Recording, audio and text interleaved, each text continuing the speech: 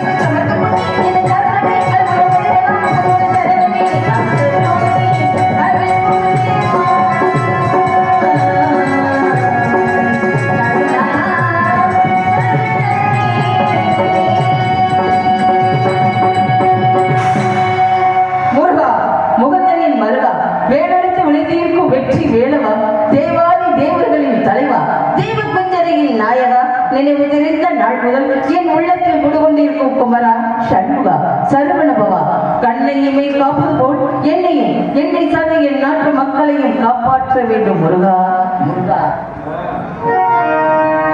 திருப்பரங்குன்றத்தில் நீ சிரித்தால் முருகா திருத்தணி மலை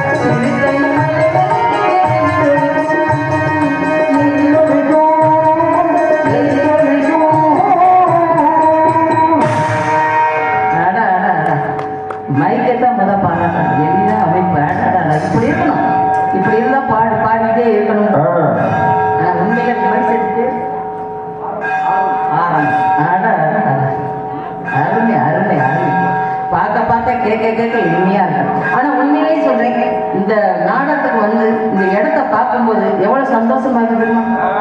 ஒரு நாள் கூட 2 நாள் கூட 10 நாள் திருவிழா நடக்குது. இந்த 10 நாள் திருவிழாவில் இன்னைக்கு தான் நாம கடைசி நாளா வந்திருக்கோம்.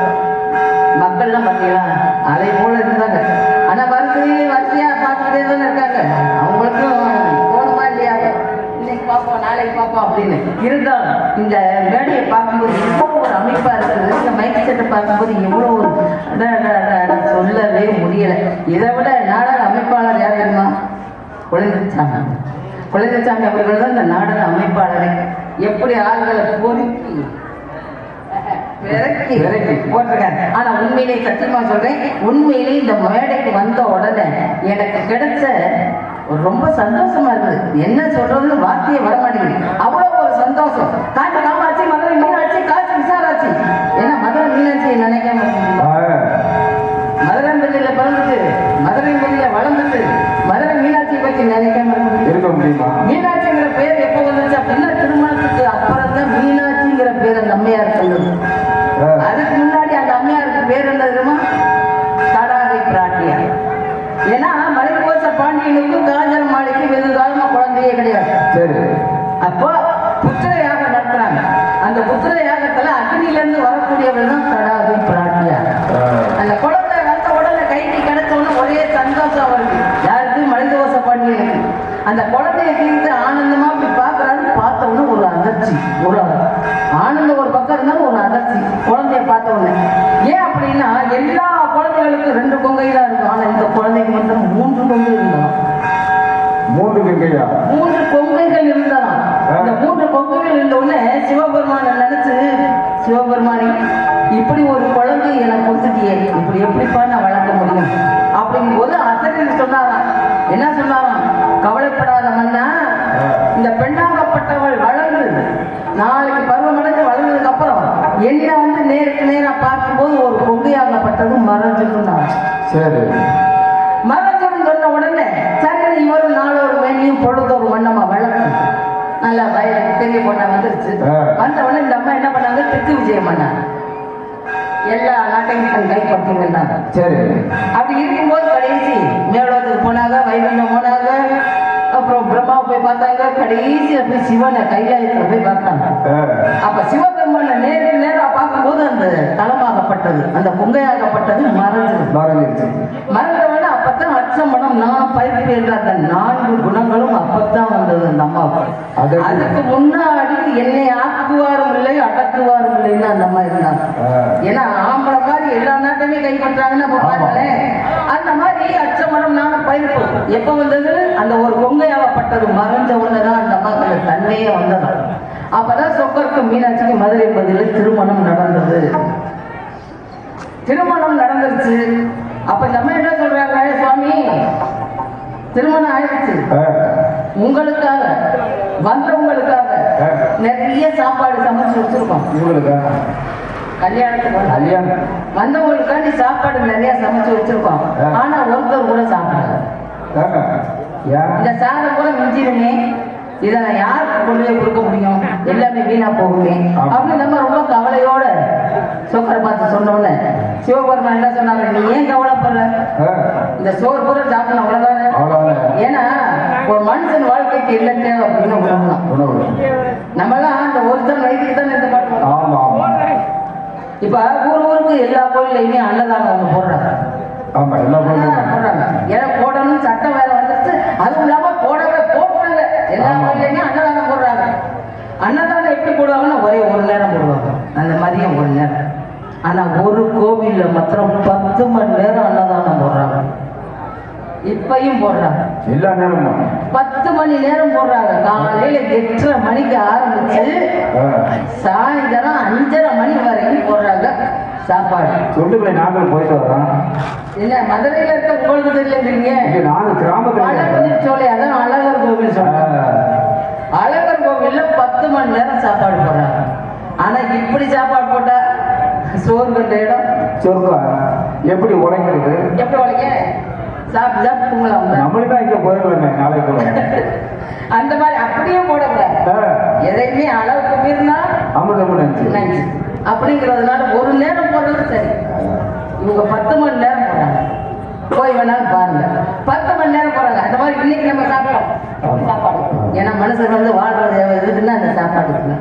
அந்த மாதிரி இந்த அன்னத்தை கூட சாப்பிடணும்னு நம்ம சொன்ன உடனே குண்டோதனை வரச்சா, குண்டோதனை வந்த உடனே இந்த சாதத்தை கூட சாப்பிட அப்படின்னாங்க.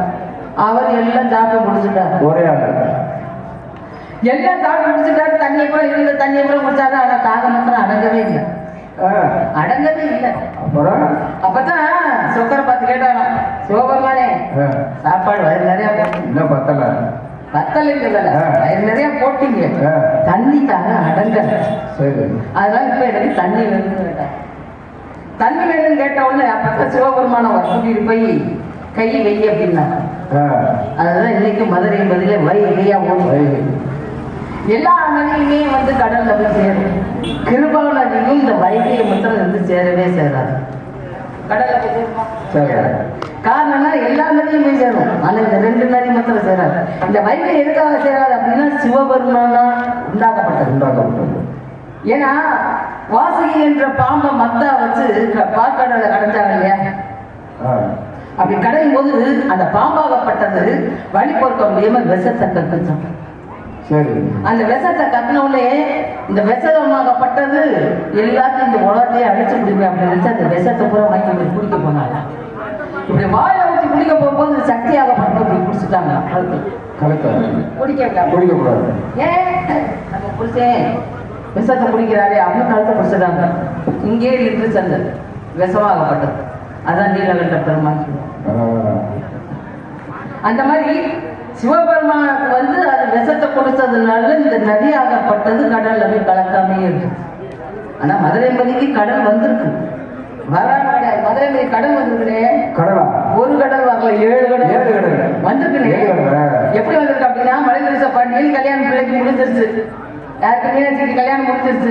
இனி நம்ம சந்தோஷம் செத்து போகணும். அவர் இறந்துடுறாரு. இறந்ததுக்கு அப்புறம் அவங்க காஞ்சரமாலை என்ன நினைக்கிறாங்க, அடா அடா நம்ம 7 கடல் தீர்த்தமா ஆடணும்னு நினைச்சோமே, நம்ம புருஷன் இறந்துட்டாரு. ஏன்னா சுமங்கலிலே ஆடணும், அமங்கலி ஆட முடியாது.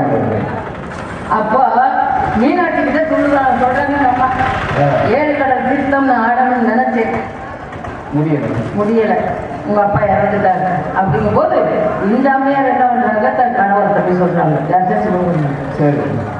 சிவபெருமான் என்ன சொல்றாரு, ஏன் கவலைப்படுறீங்கன்னு சொல்லி மலையரச பாண்டியனை உயிர் பெற்று வர வச்சு 7 கடலையும் மதுரைக்கு வர வச்சு இந்த 7 கடல் தீர்த்தத்துக்கு 2 பேரையும் முங்கி 2 பேர் சொர்க்கத்துக்கு அனுப்பிச்சு வச்சாங்க. இன்னைக்கும் மதுரை 80ல் 7 கடல் தெரு இருக்கு.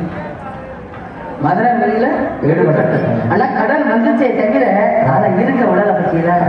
ஏன்னா வைகைக்கு அவ்வளவு ஒரு மதிப்பு. அந்த மாதிரி அந்த மீனாட்சியை வணங்காம இருக்கணுமா? எத்தனையோ தெய்வங்கள் இருக்கு. ஏன்னா எல்லா தெய்வமும் ஒவ்வொரு அம்சம் தானே. ஆதிபராசக்தியுடைய அம்சம் தான் எல்லா தெய்வம். மாரியம்மன், காளியம்மன் எல்லாமே எல்லா தெய்வங்களுமே. அப்படி இருக்கும்போது இந்த அம்மன்களை பத்தி நினைக்கிறது எப்படி இருக்கு? செல்லாத்தா செல்ல மாரியாத்தா எங்க சின்ன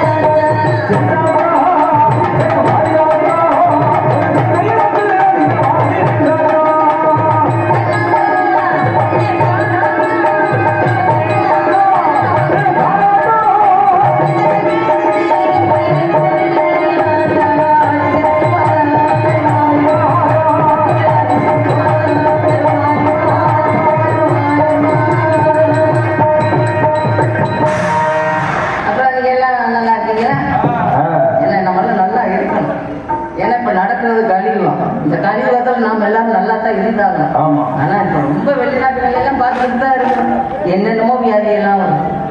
ஆனால் இப்போ ஒரு 2 வருஷத்துக்கு போது நம்ம படாத அவஸ்தையா வீட்டுக்குள்ளேயே கிடந்தோம்ல, வெளியே கூட எண்ணி பார்க்கணும் போதாங்க. அந்த மாதிரி வியாதி எல்லாம் வரும். ஆனால் மதுரை பதிக்கு வருவா மீனாட்சி வர விட மாட்டான். மக்களை எப்பயுமே தள்ளி விட மாட்டான். மக்களை காத்து கொண்டிருக்கார். வீணாகப்பட்டது தண்ணிக்குள்ள அப்படி நீந்தி போய்கிட்டே இருக்குமா, முட்டையிட்டுக்கிட்டே நீந்தி போய்கிட்டே இருக்குமா. அப்படி திரும்பி பார்த்துச்சுன்னா பூராமே பொறிஞ்சிருமா அந்த குஞ்சு. அந்த முட்டையோட முட்டையில தண்ணி குஞ்சு தூரம் பொறிஞ்சிருமா. அப்படியே அந்த பார்வையிலேயே அந்த மாதிரி மீனாட்சி அம்மன் ஆகப்பட்டவங்க நம்ம எல்லாம் பார்த்துட்டே இருக்கிறதுனால நம்மளுடைய எந்த நோய் நொடியும் வராது. மதுரைக்கு எதுவும் வராது, எந்த தீங்குமே வராது. அந்த மாதிரி எவ்வளவோ இருக்கும்போது இப்ப எதுக்காக நீங்க எல்லாம் நல்லா இருக்கணும் நாங்க எல்லாம் காரணம் என்ன அப்படின்னா மதுரையை சேர்ந்தவங்க மீனாட்சி சன்னிதானத்துல இருக்கிறவங்க அங்கேயே தானே இருக்கிறோம். அதனால நம்ம எல்லாத்தையும் எங்கேயும் சொல்றேன், பொதுவாக சொல்றேன், இங்கே மாத்திரம் இல்லை, எல்லா ஊர்களையும் போற இடங்கள்ல எல்லாம் நான் தான் சொல்றேன், எல்லாருமே நல்லா இருக்கணும், நல்லா இருப்போம். காரணம் அப்படின்னா கலியுகத்துல வந்து எவ்வளவோ இப்ப கூட பாருங்க வெளிநாட்டுல விமானமாகப்பட்டது ரெண்டும் ஒண்ணுக்கு ஒண்ணா இருந்துச்சு, எத்தனை பேர் இருந்துட்டாங்க. அந்த மாதிரி 2 வட்டம் 3 தடவை அந்த மாதிரி நடக்குது. இந்த மாதிரி அழிவு இருக்குது, அதெல்லாம் அந்த பக்கம். ஆனால் இங்கே எதுவுமே அழிவு வராது. காரணம் என்ன அப்படின்னா எங்கள் அப்பா பேர் நம்பி, எங்கள் அம்மா பேர் நம்பி மோகினி, என் பேர் வள்ளி. வள்ளியா? வள்ளி. வள்ளினா எப்படி அப்படின்னா எங்க அப்பா இருக்காங்க நம்பிராஜன் இருக்காருல்ல, அவருக்கு 7 ஆம்பளை பிள்ளை. 7 பொம்பளை பிள்ளை கிடையாது. இல்ல இல்லையா? பொம்பளை பிள்ளை இல்ல. ஒரு நாள் வேட்டைக்கு போயிருக்காரு. அப்படி வேட்டைக்கு போகும்போது வள்ளிக்கிழங்கு தோண்டிய பள்ளத்துல நான் வந்து குழந்தையா இருந்திருக்கு. சின்ன குழந்தையா எல்லா குழந்தையும் எப்படி அழும், புகா புகான்னு. நாமத்துல எப்படி அழுது புகா புகான்னு அந்த முருகனுடைய நாமத்தை சொல்லி அழுதானு சின்ன குழந்தை இல்லையா. அதனால என்ன செல்லம்மா தூக்கிட்டு வந்து நாளொரு மேனியும் பொழுதொரு வண்ணமா வளர்த்து இந்த பிள்ளை முருகனே அழகான பிள்ளையா வச்சுக்குவோம் அப்படின்னு நினைச்சு ஒரு நேர்த்தி கடனை கருந்தணி செந்தினி விதைச்சிருக்கோம். சரி, இந்த கருந்தனே நம்ம உணவுக்கு வச்சுக்குவோம். இந்த செந்தினை முருகப்பெருமானுக்கு படைக்கணும். அது எப்படி படைக்கணும் அப்படின்னா எந்த பறவை இனங்கள் வந்து எச்சில் படுத்துறாம இருக்கணும், அதை கொண்டு போய் அப்படி போய் படைக்கணும் அப்படின்னு எங்க அப்பா ஆகப்பட்டவர் என்ன காவலுக்கு போக சொல்லி என்னை கூப்பிட்டாரு. உங்களை மட்டுமா? இல்ல இல்ல கூப்பிட்டாரு. என்னப்பா கூப்பிடுறீங்க, இந்த மாதிரி காவலுக்கு போகணும் அப்படின்னாரு. ஏப்பா 7 பேர் அண்ணன்மார்கள், அவளை அனுப்பிச்சு விடுங்க, ஒருத்தர் போயிட்டு வரட்டும். நான் ஏன் போகணுமா? இல்லம்மா நீ தாம்மா போகணும். பருவமற்ற கன்னி பெண்கள் தான் காவலுக்கு போகணும். சரி, ஆடவர்கள்லாம் வேட்டைக்கு தாம்மா போகணும்னா அப்பா மொழியை தட்டலாமா? தட்ட முடியாது, வலிக்குமா? வாய் மொழி தட்டக்கூடாது. என்ன நினைப்பாரு, என்னடா இது நம்ம பெத்த பிள்ளைன்னா நம்ம பேச்ச வளர்த்தவங்க தானே, நம்ம பேச்ச கேட்க மாட்டேன் அப்படி அவர் தவறா நினைக்கலாமா? நினைக்க விடக்கூடாது. அப்ப இப்பவே நான் போறேன், என்னோட யார் யார் வர்றாங்கன்னு கேட்டேன். அவங்க அண்ணன் வர்றாங்க, தோழிக்குள்ள வர்றாங்க, எல்லாரும் சேர்ந்து போயிட்டு வாங்க. நாங்க மட்டும் போறாங்கம்மா, நீங்களும் வாங்க, இவங்களே எல்லாரையுமே கூட்டிட்டு போயிடுவோம். ஆமா, நீங்க வாங்க, நீங்க எல்லாம் நாங்க எப்படி அப்படி எல்லாத்தையும் கூட்டிட்டு போயிடுவோம் அப்படின்னு நினைச்சிட்டு இப்ப நான் கிளம்பிட்டேன். நான் ஊருக்கா கிளம்பிட்டேன், காவலுக்கு கிளம்பிட்டேன். காவலுக்கு நான் மட்டும் என்னதே தெரியல எங்க அண்ணன் இந்த தோழி பிள்ளை என்னதே செய்யறாங்கன்னு எனக்கு ஒன்றும் புரியல. வெளியில வந்து உள்ள வரமாட்டேங்கிறாங்க, உள்ள போனா வெளியவே வரமாட்டேங்கிறாங்க. நானும் கூப்பிட்டு பார்த்துட்டேன், அந்த மாதிரி நான் என்ன பண்றது, அவ வந்தாட்டால இருந்தாலும் காவலுக்கு 3 பேருமா சேர்ந்து எப்படி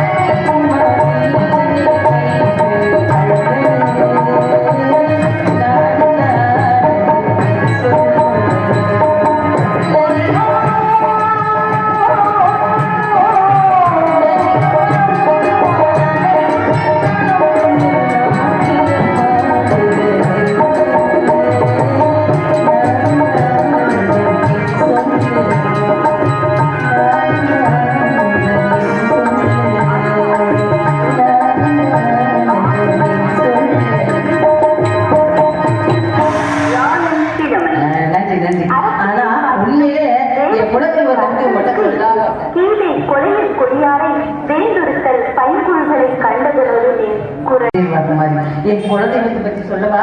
உங்களுக்காக தெரியுமா? சொன்னாதானே தெரியும். ஆமா, வேலைக்காண்டி வந்தாங்களவா வேடவன் சண்முகன் சரவணன் சரவணா சரவணா முருகன் கந்தன் பாலமுருகன் பழனிசாமி செந்தில் முருகன் எம்புட்டு பேர் போயிட்டாங்க. எம்புட்டு பேர் இருக்காங்க. ஆனா 50 பேர் அவருக்கு இருந்தார். முருகன் இருக்கிறாளே அழகு. அவரை நான் இறைவனா நினைக்கிறேன். அதுதான் கிடையாது. நான் அவரை புருஷனா நினைக்கிறேன். புருஷனாவா? ஆமா, புருஷனா நினைக்கிறேன். எப்படின்னு கேட்பீங்க?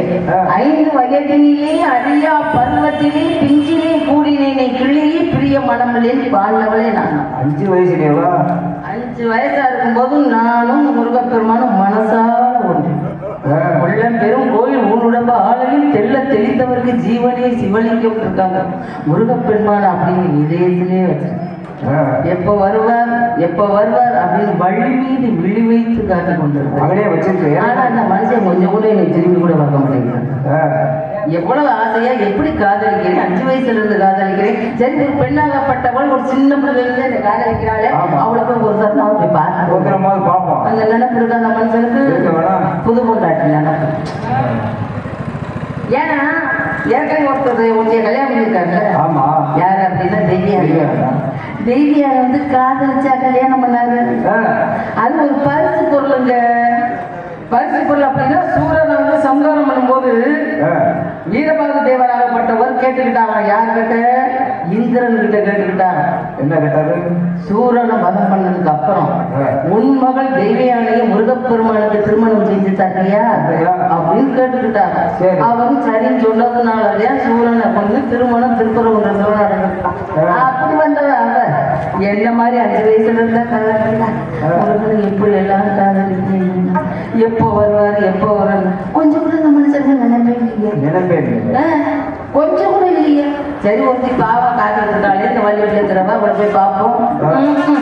நானும் எப்படி எல்லாம் முருகா எப்ப பார்த்தாலும் நினைச்சுக்கிட்டே தான் இருக்கு. நினைச்சு ஊதத்தான் செய்யல. கல்வி உருக மாட்டேங்கிறார் மனசு. அப்படியெல்லாம் மனசுல இருந்தா நினைச்சுக்கிட்டு இருக்கு இந்த முருகப்பெருமான். ஆனா இப்போ பழனிக்கு பாத யாத்திரை போறாங்க.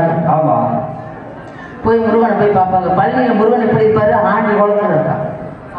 இந்த ஆண்டி குளத்துல இருக்கும்போது முருகனை போய் பார்ப்போம். நம்மளே ஆண்டியா வந்திருக்கோம். நம்மளே ஆண்டி குளத்துல வந்திருக்கோம். இந்த ஆண்டி குளத்தை பார்க்கவே இவ்வளவு தூரம் வந்தோம். அப்படி என்ன பண்ணுவாங்க? மறுபடியும் வரிசையில் நின்று அந்த அலங்காரத்தை மாற்றி ராஜா அலங்காரம் போடுவாங்க. அப்போ போய் பார்க்கணும். அது தவறு தானே? பழனியில முருகப்பெருமான் எப்படி இருக்காரு அப்படின்னா ஆண்டி குளத்துல ஆண்டியாய் நின்றாலும் வேண்டியதை வழங்கும் ஆண்டவன் அவன் அல்லவா பாடின்னு சொல்றாங்க. ஆண்டியாய் நின்றாலும் வேண்டியதை வழங்கும் ஆண்டவன் அவன் அல்லவா. அப்படிங்கும் போது முருகப்பெருமானை நாம எப்படி பார்க்கணும்? ஆண்டி குளத்துலதான் போய் பார்க்கணும். அப்பா நீ ஆண்டியா இருக்க, நாங்க ஆண்டியா இருக்கோம். நாடு செழிக்கணும், நல்ல மழை பெய்யணும், எல்லா நாட்டு மக்களும் நல்லா இருக்கணும் வேண்டிட்டு வந்தாலே போதுமே. ஆனா ராஜா தேசத்துல பார்க்கணுமா? எங்க பார்க்கலாம்? திருச்செந்தூர்ல பார்க்கலாம். என்ன ஒரு அழகு. தூங்கா நகரம், மதுரைப்பதிக்கு தூங்கா நகரம் அப்படின்னு பேர் வர காரணம் அப்படின்னா அங்கே இருக்கிற மீனாட்சியாகப்பட்டவள் விழித்து கொண்டிருப்பது தான் தூங்கா நகரம்.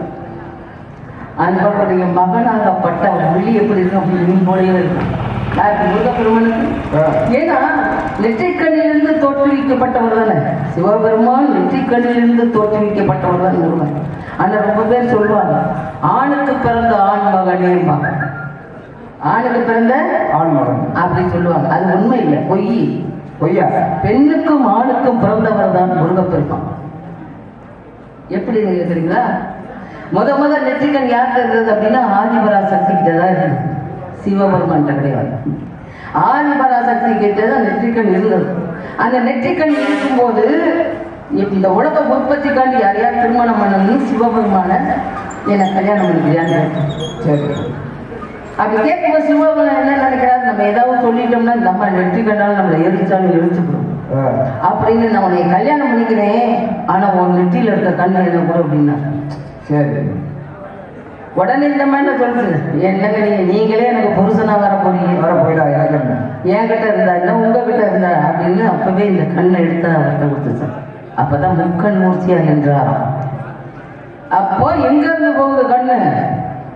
ஆதிபராசக்தி நெற்றியிலிருந்து சிவபெருமான் நெற்றிக்கு போய் சிவபெருமான் நெற்றியிலிருந்து 6 பொதிகளாக சரவணை பொதிகையில் தோற்றுவிக்கப்பட்டார், முருகனாகப்பட்டவர்.